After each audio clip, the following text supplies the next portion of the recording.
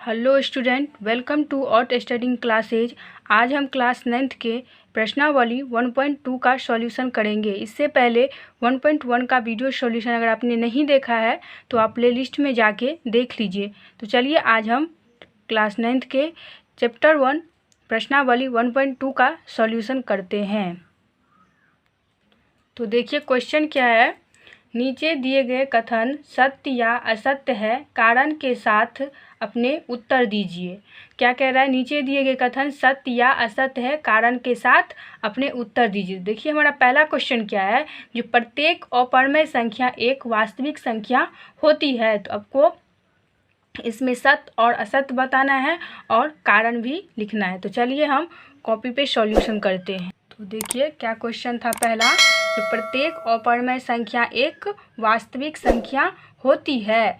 तो प्रत्येक अपरमेय संख्या एक वास्तविक संख्या होता है। तो सबसे पहले जो इसमें क्वेश्चन आता है कि अपरमेय संख्या क्या है।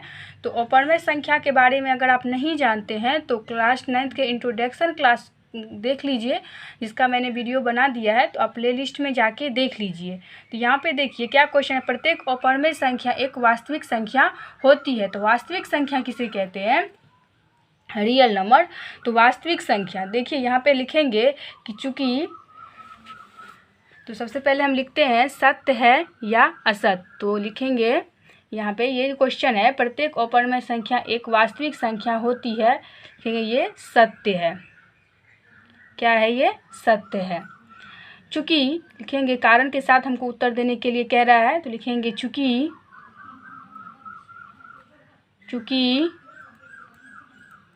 वास्तविक संख्याएं आपको सत्य और असत्य लिखना है और एक स्टेटमेंट लिख देना है, क्योंकि इसमें कह रहे हैं कारण के साथ अपने उत्तर दीजिए। चूंकि वास्तविक संख्या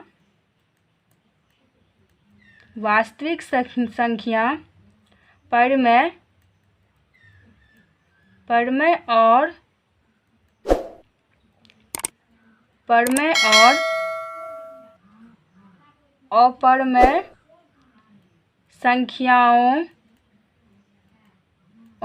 अपरमेय संख्याओं का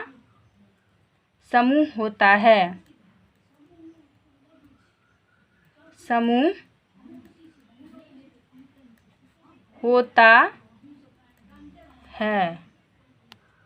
तो क्वेश्चन है सत्य चूंकि वास्तविक संख्या परमेय और अपरमेय संख्या का समूह होता है। तो वास्तविक संख्या क्या होता है? वास्तविक संख्या में तो बहुत सारी संख्या आते हैं, जैसे परमेय, अपरमेय, पूर्ण, प्राकृतिक, ये सब सारी संख्या क्या है? वास्तविक संख्या है।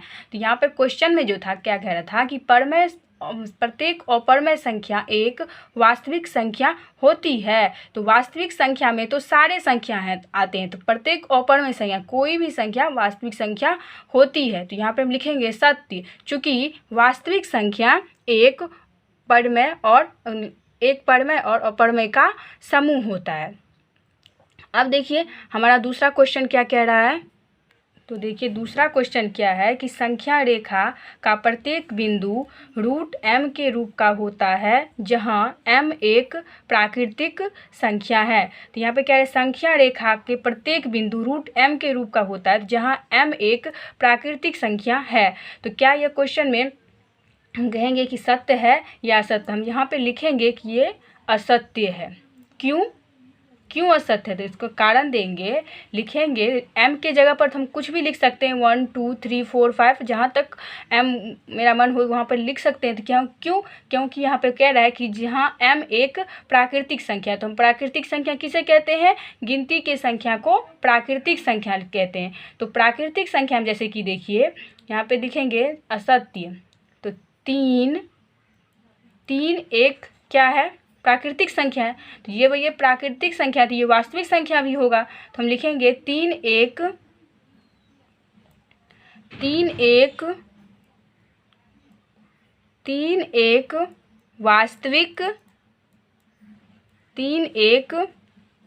वास्तविक संख्या तो है। लिखेंगे कि 3 एक वास्तविक संख्या तो है,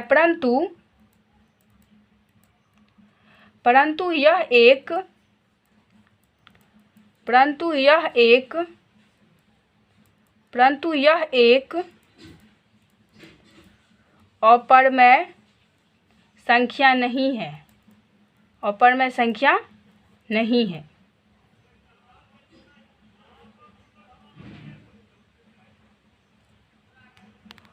क्या लिखेंगे कि यह अपरमेय संख्या नहीं है और यह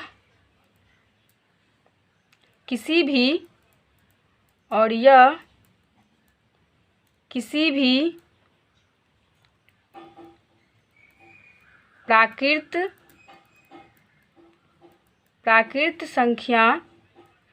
प्राकृतिक संख्या का वर्गमूल नहीं है। तो वर्गमूल किसे कहते हैं? तो वर्गमूल देखिए, जैसे कि 2 का स्क्वायर कितना हुआ 4, 3 का स्क्वायर कितना हुआ 9। तो स्क्वायर यानी क्या होता है? वर्ग। तो बताइए क्या 3 किसी का वर्गमूल है? क्या हम किसी को ऐसे करेंगे कि जैसे कि 2 का स्क्वायर किए, 3 का स्क्वायर किया तो 4 आया, 3 का स्क्वायर। तो अगर हम कहता कि ये 4 है, ये 2 का वर्गमूल 4 है, तो 2 का वर्गमूल यहाँ पर 4 आता है, लेकिन 3 किसी भी संख्या का वर्गमूल नहीं है। इसीलिए संख्या रेखा का प्रत्येक बिंदु रूट m के रूप का होता है, जहां m एक प्राकृतिक संख्या। लिखेंगे असत्य। 3 एक वास्तविक संख्या तो है, परंतु यह एक अपरमेय संख्या नहीं है और यह किसी भी प्राकृतिक संख्या का वर्गमूल नहीं है। चलिए अब हम तीसरा क्वेश्चन को देखते। तो देखिए तीसरा क्वेश्चन क्या है कि प्रत्येक वास्तविक संख्या का एक अपरमेय संख्या होता है। प्रत्येक वास्तविक संख्या एक अपरमेय संख्या होती है। तो चलिए इस क्वेश्चन को हम कॉपी पे सॉल्यूशन करते हैं। तो देखिए क्वेश्चन क्या है, जो प्रत्येक वास्तविक संख्या एक अपरमेय संख्या होती है। तो अपरमेय संख्या वाली जितनी भी है वो हमारा क्या होता है? अपरमेय संख्या कभी भी वास्तविक संख्या नहीं होती है। जैसा कि हमारा जो तीसरा क्वेश्चन ये था, देखिए तीसरा क्वेश्चन में भी कह रहा था कि रूट m के रूप का होता है, जहां m की प्राकृतिक संख्या है। तो हमने इसको भी असत्य कहा था। क्यों कहा था? क्योंकि इसमें भी हम लिखा है कि 3 एक वास्तविक संख्या तो है, लेकिन परंतु यह एक अपरमेय संख्या नहीं है और यह किसी भी प्राकृतिक संख्या का वर्गमूल नहीं है। अपरमेय संख्या नहीं है और यह प्राकृतिक संख्या का वर्गमूल नहीं है। अगर वर्गमूल रहता तो ये हमारा क्या हो जाता? ये बात सत्य हो जाती, लेकिन इसमें ऐसा नहीं है। सेम क्वेश्चन ऐसा भी है, इससे रिलेटिव है कि प्रत्येक वास्तविक संख्या एक अपरमेय संख्या होती है। तो हम लिखेंगे असत्य, क्योंकि अपरमेय संख्या कभी वास्तविक संख्या नहीं होती है। लिखेंगे असत्य। लिखेंगे 3, चूंकि यहाँ पे लिखेंगे चूंकि 3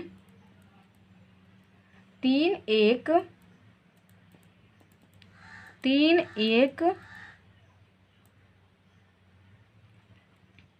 वास्तविक संख्या तो है, वास्तविक संख्या तो है, परंतु यह एक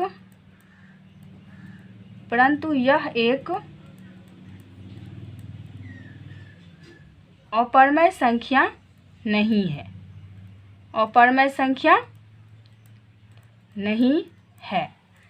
तो हम ऐसा लिखेंगे असत्य और लिख देंगे एक स्टेटमेंट, बस हमारा काम हो गया। तो हमने आज पहला के 3 क्वेश्चन को सॉल्व कर दिया है। अब हम नेक्स्ट वीडियो में इसका दूसरा का सॉल्यूशन करेंगे। अगर आपको वीडियो पसंद आया है, अगर आपको कुछ समझ में आया इस वीडियो के माध्यम से, अगर आपने कुछ समझा है, कुछ ज्ञान अर्जित किए हैं, तो इस चैनल को सब्सक्राइब कर दीजिए, क्योंकि मैं इसी क्लास 9th 10th की रिलेटिव वीडियो डालती रहती हूँ। तो आप पहले चैनल को सब्सक्राइब कर लीजिए। Thanks for watching.